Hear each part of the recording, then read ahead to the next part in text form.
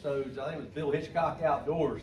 But it was great. He taught you how to, everything from spooling a reel to throwing a cast net.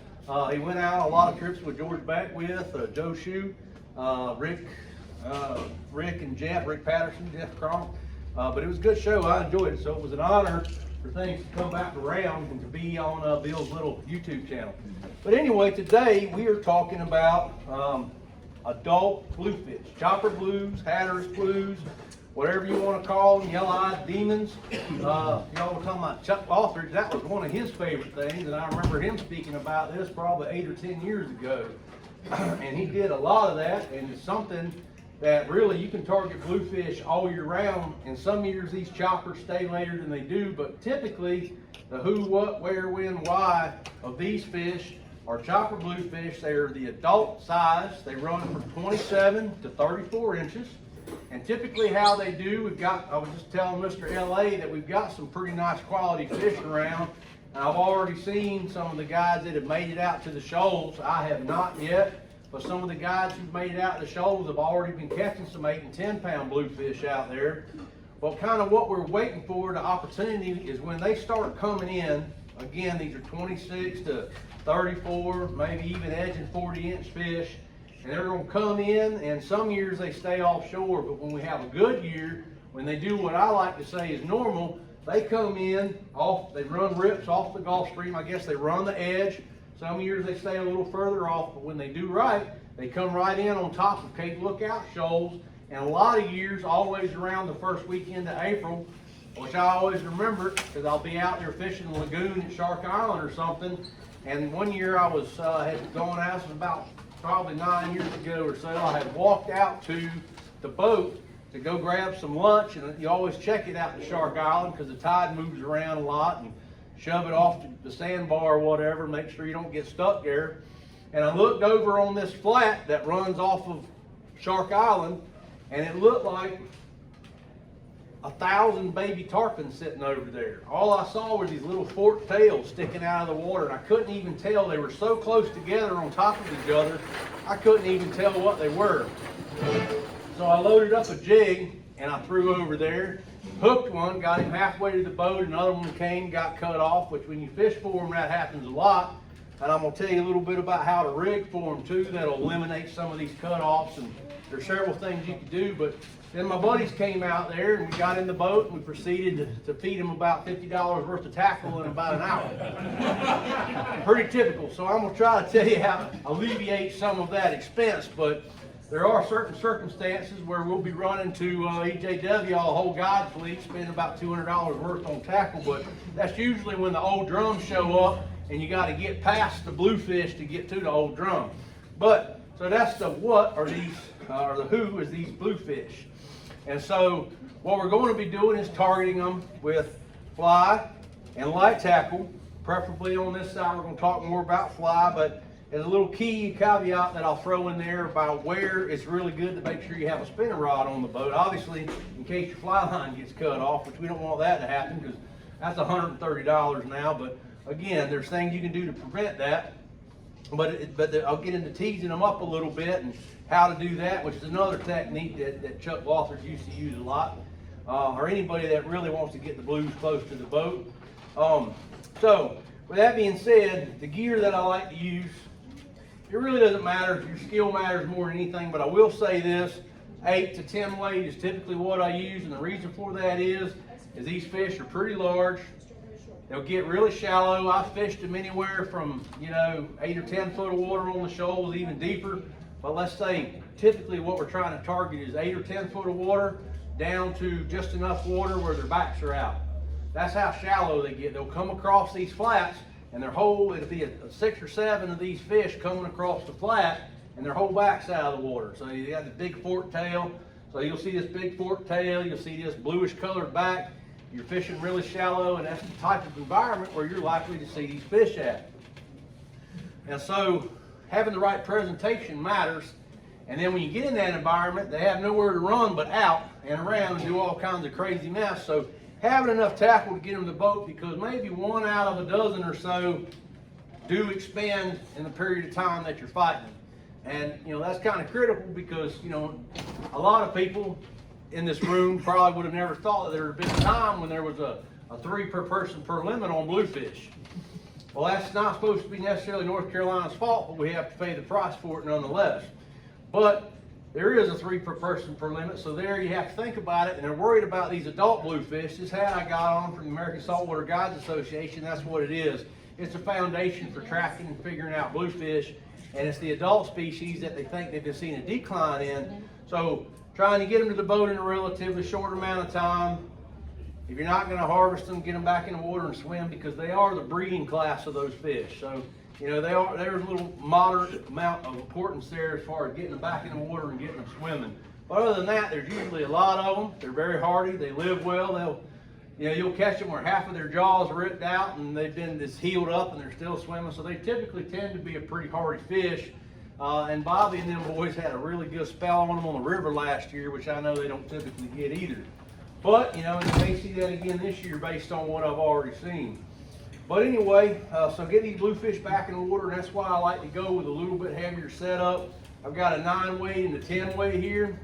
I usually this time of year will have a 10 weight on the boat for school's old drum, if I see a cobia, something of that nature. So a 9 weight is kind of a specialty weight unless it's a windy day and I might have to use it for red fishing. I won't always have a 9 weight on the boat, but usually I'll have a 7/8 or 8 and 10 or something of that nature, because you know, you never know. Buddy of me and Mr. LA's plenty of tarpon for core sound. He's boated the last 3 years, so a 10 weight will at least give you the opportunity to hang on to a tarpon for a few minutes if you were to hook one anyway. It's not ideal, but it'll give you the opportunity. Whereas I view a 9 weight more as a heavy wind redfish rod or an albacore rod. I think it's perfect weight for albacore. I use a floating line typically is what I like to do. And I will say that when you are fishing them on those flats, presentation is important. Everyone's thinking there's probably someone scratching their head now. Well, here's the thing. When these bluefish come in, their primary focus is to spawn. It's a lot like the tarpon people say. They're come in to spawn is what they've come in for, so their main focus is spawning. So they're not always thinking about eating. Even though a lot of the times you'll see those bigger blues come in and they're really skinny, you think the first thing they want to do is eat. And eat they will, but spawn is number one because they got to carry on the procreation of their species. That's their main objective. So when you're fishing them really shallow, less than 3 foot of water, we have spooked quite a few of them on the flats because the fly line, you see them, they're very challenging. You see them and they'll do all kinds of very crafty things. They're definitely an apex predator in their own environment. But like, for example, there's an area I fished that Joe Shute likes to talk to me about a lot. He's been fishing it for probably 30 years. A lot of other people have hit it before. And it's one of my favorite spots to hit them because I can hit them on the Hughes, my flat spotter. I can hit them on my Seahawk, my near shore boat. And I can run in there and we can sight fish them. It's shallow enough with hard enough bottom. I can get out of the boat. Elevation is definitely key because they're remarkably camouflaged. So if you look at this environment, it's a shallow area with a channel that kind of runs through it. It's really a trough. And then there's several shoals in there. One comes out like an elbow, and on the south side of that are a bunch of fingers that run through there. So what those bluefish will do is they'll push up those fingers and use that as an opportunity to ambush bait and push it up further shallow. So they'll come right out of the water chasing that bait. So they're really shallow, they're moving very fast, and they can be very sneaky moving throughout that different colored water. Because if you think about it, you got a flat here that's sandy colored. Inside that little trough at maybe 10 or 12 inches deeper, you have a darker colored water in there. Well, that perfectly matches the color of those bluefish's back. And if you look at those pictures that they posted to promote this, you'll see that darker blue colored back on a lot of those fish. And they can hide in that very well, and then the other fish will push it up in there. So in that situation, presentation matters. So it becomes a little challenging then as far as laying the fly line low enough to the water and building your leader properly where it'll lay a larger fly down fairly smooth on the water. We're definitely not talking about bonefish particular or anything like that, but for bluefish, they're surprisingly particular. But of course, we've all seen them. There's obviously other times where they're in large schools and they'll eat a piece of bubble gum on a fishing hook, just a fishing hook regular.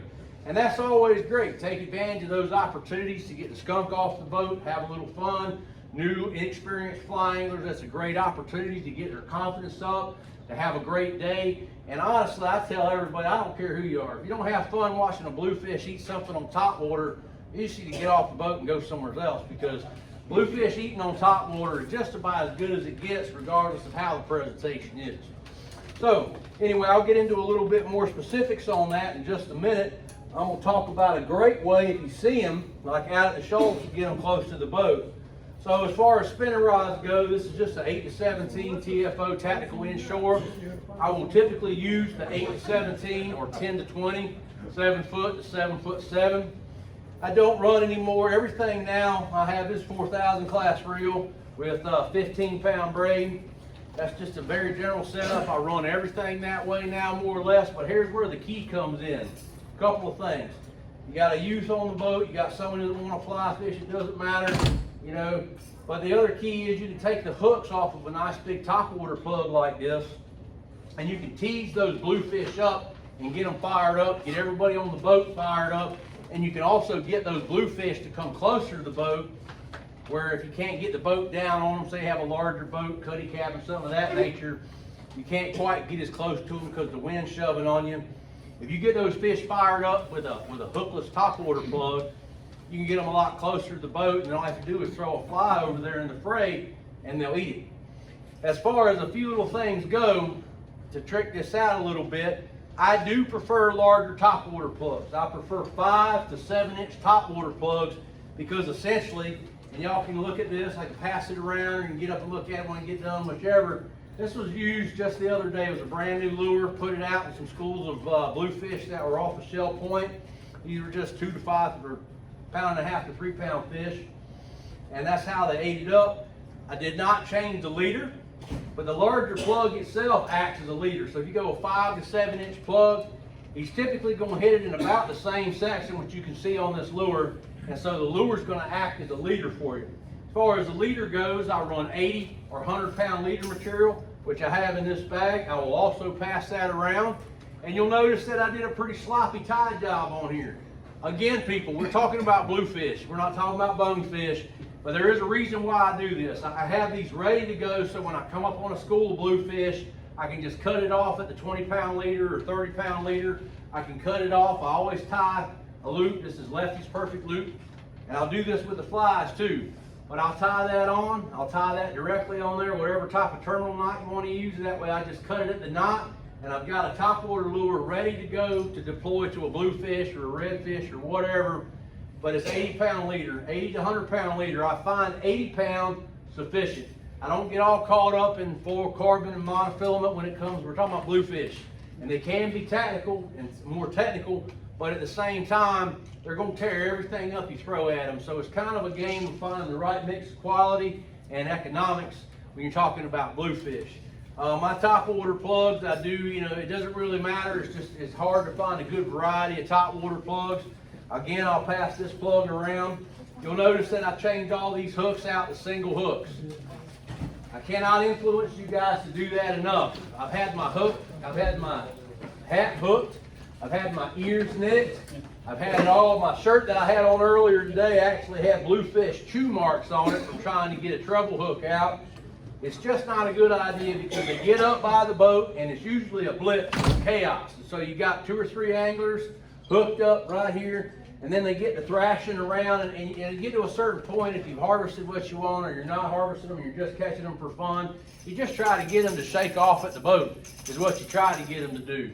And so that's a lot harder to do with a treble hook, and a lot of times with a bluefish, the way he eats something is there'll be a top treble and a bottom treble through his top and bottom of his jaw. And that's no good, because then you have to spend a lot longer time getting them unhooked and getting back in the action. And we're not even going to talk about, you know, trying to get the fish back in the water. We're just talking about you to have a good day and get more action. So if you're spending, if I'm catching and unhooking 3 fish to your 1 while you're sitting there messing with a treble hook, is that really a better option for you? It's not. Whereas usually you're going to get a better hook set with these inline singles, and a lot of times I don't even have to use my pliers. I can, a lot of times it'll be in the corner of his mouth somewhere, and I can slide my hand around the back side of one of these hooks and pop it out, but I I don't recommend that. Hey, Joe. Yeah. You have something between your 80 pound, yeah, or your fingers. That was what I was talking about. That's my regular leader. That's just 20, 25, or 30 pound leader. Why do you put that between the braid and the 80 pound? Because I'll cut that, that's what I was saying. I'll actually cut this whole leader off where this loop is, and then I'll tie this, I'll use this for bonito or Spanish or whatever. Okay. Redfish, I was illustrating that I'll actually cut this off where this loop knot is to this lure, and I'll have this ready to go so that I can tie it on to anything. You can tie braid directly to it if you want. It doesn't really matter. But, you know, that's a great way to get on them with top water, but a top water plug with no hooks is an excellent way to get them fired up and get them to you. Also, pencil poppers, iconic way to catch them. These are made out of some type of wood from Maine. He probably knows what it is, very famous lure material. Buddy of mine, client of mine makes these for me. You know, anyway, these work great because they hold up extremely well to bluefish if you have access to wood plugs. Tsunami and some companies still make wood plugs. Really holds up well to bluefish. Every year I get 4 or 5 plugs broke in half. With these chopper blues, you usually want a decent plug that has wire. If it's a plastic plug like that or epoxy plug, you want something where the wire connects it all the way, because one fish will hit it and he'll rot it, or 2 fish will hit it and they'll go separate ways, and you end up with broke lures. These wooden lures hold up really well. They might not have a lot of paint left on them, but when you get in a bite that good, it doesn't really matter. But this is another great, and you can just take this, you can do the same thing. You can take the split ring off of this, and you can throw these plugs out, reel them back really fast, but this is just a quintessential classic pencil popper is all this is.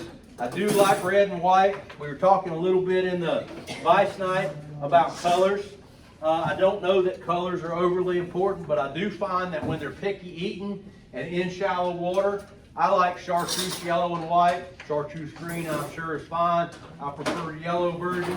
Also pink and white, red and white, solid white. Those are the colors I prefer, and I will test it. Like if I got an angler like, most notably, I had my son on the boat last spring, and we went out there several days, and he just had a blast. We stayed too late, and I was trying to come out of there on a falling tide, and actually missed my slot by about 5 feet and had to get out of the boat and push it. Which again, if you're fishing shallow in North Carolina, you don't have to do that. You ain't doing it right. That's all I can tell you. But anyway, all was good, and I kept saying, oh, I gotta go, man. This is all. I gotta run out of here by sight, you know. And he's like, I know, we'll go. One more fish. You know, that's how he was about it. But that day, he was on the bite so good, and I was wanting him to catch fish. So what I did is I started putting different lures and different colors on there. And cause I got this whole box of top water plugs that I'll throw for bluefish. Because when you get on a good bite, like I said, it don't matter. So something that I don't like to use, I'll throw that out there and it'll catch just fine. But when they're picky in shallow water like they were that day, and there was a point when the sun got kind of low where the bite turned on really good right before it shut off. But I do find that in that environment, they are triggered by sight. They're very much triggered by what they see and what antagonizes them and makes them strike. So I started playing with colors that day, and I probably tied on 10 or 12 different lures in about an hour and a half, casting out there to where I knew the fish were.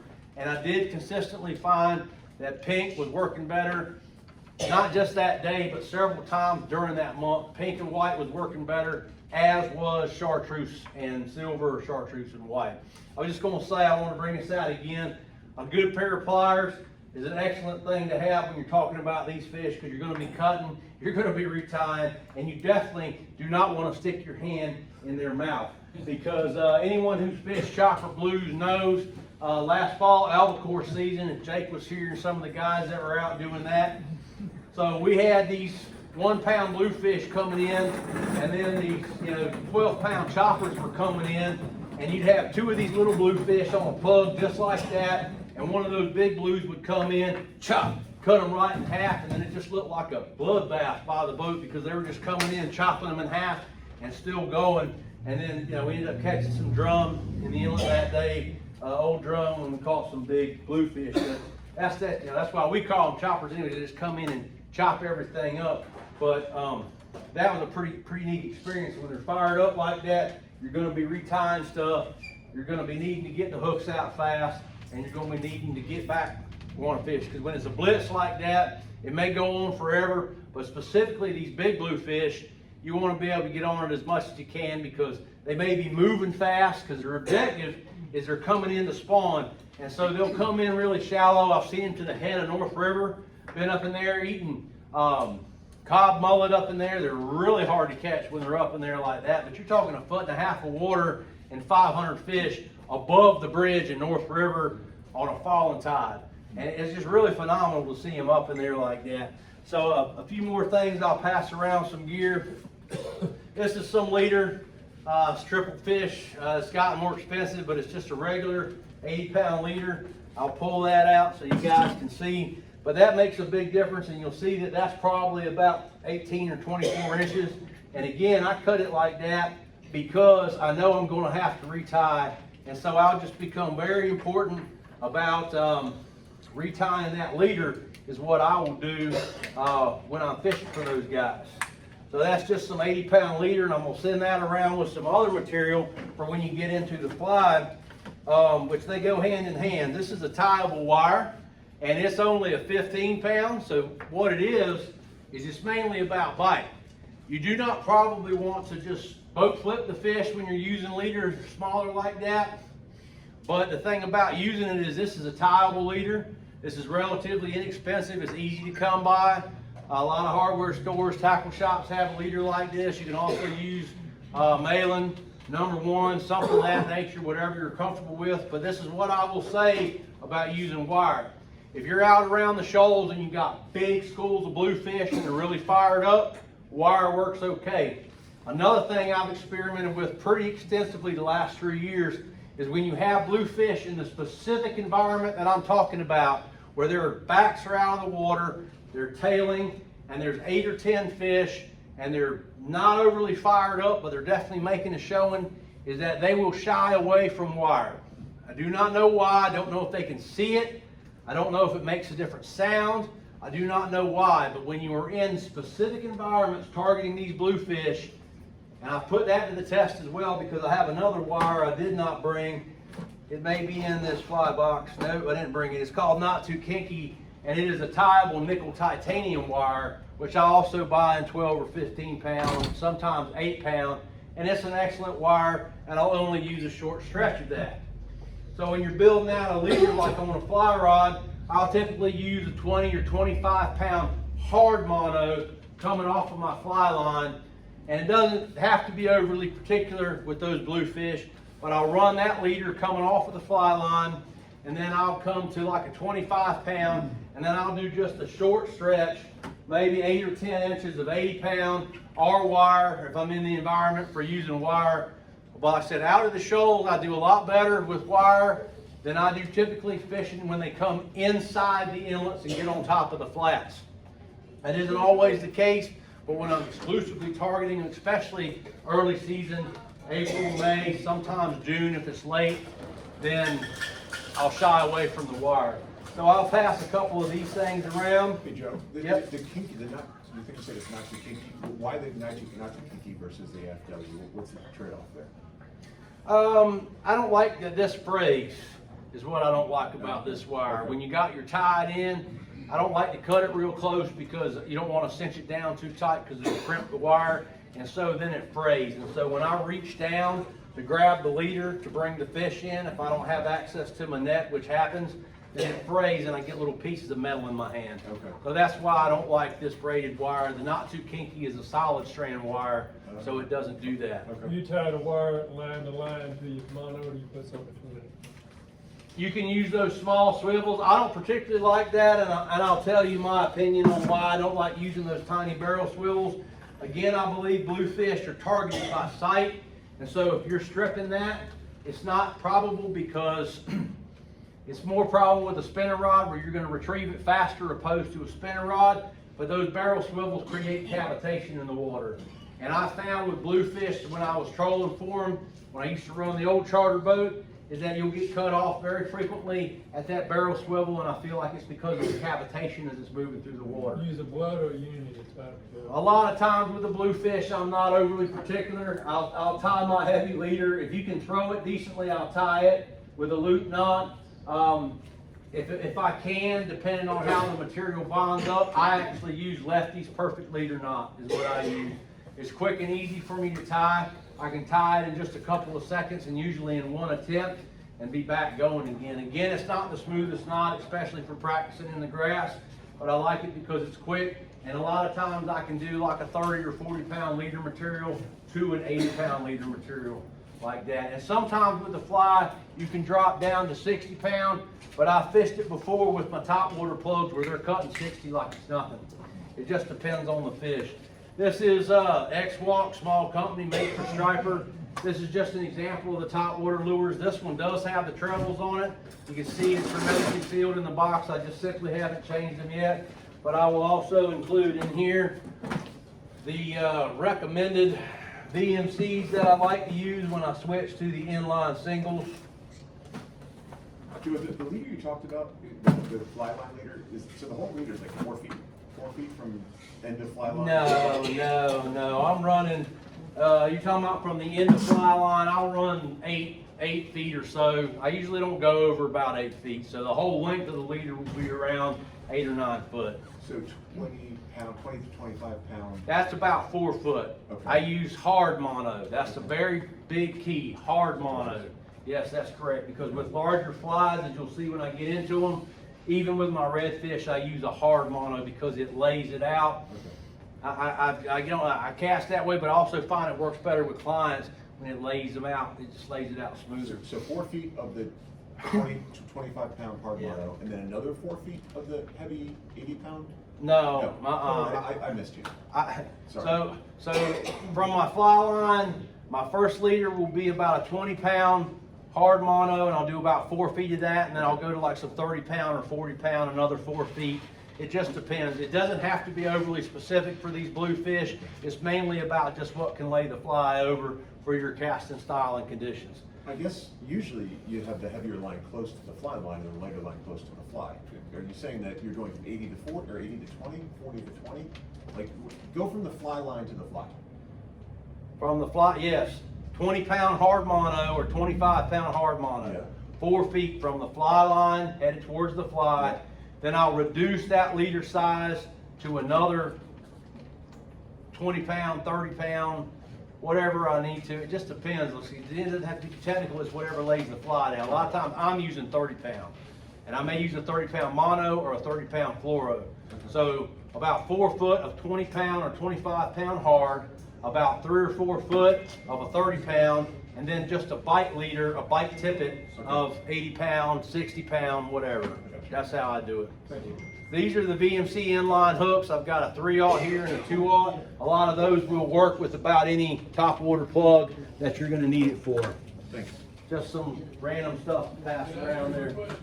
Yep. If the fish are skittish, what fluoro have you found that lays out the best? That's pretty challenging. I use a lot of Cortland products. And I use a lot of whatever I can get hold of sometimes. If I used to fish with the Cigar Rep, so he'd bring me a box of 25 pound, because this is my most used. Overall, I like Yozuri. I like pink Yozuri, and it's mainly because it's in a small spool. I know how it's gonna behave. And that can be, you can do a whole nother discussion on just building out leaders for different fishings, and how your style is, you know. All right, so back into a little bit more about the how. Finding them is the key part, and you just got to know that they're wanting to be shallow and they're wanting to be grouped up, and that has to do with because they're coming in for their spawn. So they're going to be grouped up in a shallow area. Usually I find that that's going to be area right around Cape Lookout shoals. A lot of great areas in front of the lighthouse inside the body of the Cape. Lots of shoals in there. Lots of flats in there, lots of points, lots of areas in there to ride and look for those fish. So basically, if you're starting to ride around looking for cobia or want to ride around and look for Spanish, you should be looking for these bluefish. And they'll either give themselves away because they'll be slapping the surface, they'll be flashing on their side, or they'll be all schooled up like a bunch of bonefish or something sitting up there Sometimes they're all scattered out though, and they're darting across the flat like crazy, and so you really kind of have to stop, and that's why I brought the top water rod. Even when I'm fly fishing, if I don't actually see those fish, but I know I'm in a fishy area, I'll stop and rip that top water out, because if they're there, they're going to slap that top water at some point in time. So that's a lot of times if I'm not sure. Obviously, anyone who knows me knows I'm really known for my sight fishing ability. But if that's not your strong suit, then just take that top water and use that as your recon dog and cast that out. And you'll know, because if you get a blow up, and then maybe you'll start to see that fish, and you can come in for that target area. But so we're mainly going to be looking in flat, shallow areas. Like I said, this can be anywhere from, I fish these 27 to 35 inch fish, anywhere from 6 inches of water to 3.5 foot of water when I'm trying to target them. You know, another great area is if you got around the Cape, you got some grass flats in there. I'm talking about underwater grass. You have some grass flats. You have areas like that. Then those fish will use those grass flats or the edges of those grass flats to push bait up on, especially if it has a windward edge where the wind is shoving up on that flat. They'll take advantage of that situation to be the apex predator in that environment, and they'll move along that edge targeting bait that gets beset upon those grass flats. And so again, searching with that top water plug, whether it has the hooks or no hooks, is kind of the key in how you're going to target in and find those fish. So starting out with a top water fly can be kind of daunting when you're going to be targeting these bluefish, because a top water fly comes with its own challenges. It comes with casting challenges, things of that nature, and you will miss a lot of fish with a top water fly design like this. And I brought most of the material for doing this stuff so you can see. I'll pass this box around. Some of these top waters are fancy. I would not use those for bluefish. They're in here for like big drum and stuff like that. Most of my top water flies that I use for bluefish are very simple, and I'll include the material as I pass around this box. One thing that I will mention is finding a decent hook, because you will straighten and break hooks. It does not have to be a top quality $2 hook. I've got some mustad hooks in there and stuff like that. Any hook like that will work fine. It just kind of needs to be mustad, a big game mustad hook, like a 2, 3, 4/0, depending on how size that hook is, works fine. I do like a fair amount of bling. You see that's kind of sparse on there. But one thing I will say, and all my natural guys are going to criticize this is like hair like you would tie sea witches with. I forget the exact denomination of this hair. But I use a lot of synthetics for bluefish because they will shred your bucktail. And I don't know about you people, maybe you've got somebody in Montana supplying you with bucktail, but I do not. So finding good bucktail is hard these days. And so when I get a good piece of bucktail, I'd rather save it for my trout and my drum and stuff like that. So I've switched to a lot more synthetic, especially when you're going to involve bluefish, because this will hold up much, much better when you're talking about these extremely aggressive toothy creatures. And you can pop these out and take a look at them and see some different, like I said, there's a variety of plugs in here, but we're going to be focusing on these generally tied ones, and then I have some that I have been tying as well with like the double barrel poppers and stuff like that, because sometimes they're a little easier to get to. I think I went in Joe Shoots and he didn't have the size that I wanted, so I ended up buying some double barrels or ordered them. You'll notice a couple little things about this. I talked about this in our Vice Night. I also use I don't know what is that thing called, a sequin or whatever. So that's how I lock it in there. I glue that in, and that way this little piece of foam can't slide around. It's just basically a stopper. And also you'll notice that I painted this with some gold flake nail polish. Do I think that makes a difference? I'm not particularly sure, but I was tying in the winter time, so I felt like it was a good addition to it. You're done with your nails. That's correct, yes, because I go and get manicures on such a regular basis there. So I'm going to include a couple materials in here that you can look at when you go with that. These are just some different hooks. This is the foam. I cut this foam in half. That's how I build my flies. I got some sight cast hooks. I order a lot of materials from sight cast. And a lot of the stuff's made in Australia, I presume, because if you ever run out, they've sent it to you from Australia and it takes like a month to get. but they're a Texas-based company. Also, here's just a regular, this is not a fly hook, so don't clog me and run me out in the parking lot. It really doesn't matter, people. This is an owner cutting point 2-aught. So this is a great hook to use on something like bluefish and stuff like that. As far as not involving bluefish, but right now Matt at Chasing Tails has a bunch of these gamakatsu boxes, and nobody likes them for conventional tackle because nothing really fits in them, but he gets them at a deal when he makes his big rock order. So you can come in there and he'll reduce them on sale. But these boxes are probably 6 or 7 years old, and they don't advertise it as a fly box, but you'll see when you look at this box, I think it works great as one. And you don't have to pay that fly box price either. So here you go. Y'all can look at some of those. And like I said, don't get all hung up in every top water in there. All those blue ones and stuff are ones that I will use for bluefish, but that's just my general top water box. There's creek flies and everything in there. Another great fly, it was my standard for years. I did not tie all of these. I tied about a third of these flies, but I used to be in a fly club that sent me free flies every month. So these are perfect flies to use for bluefish and stuff. That's why they're in here.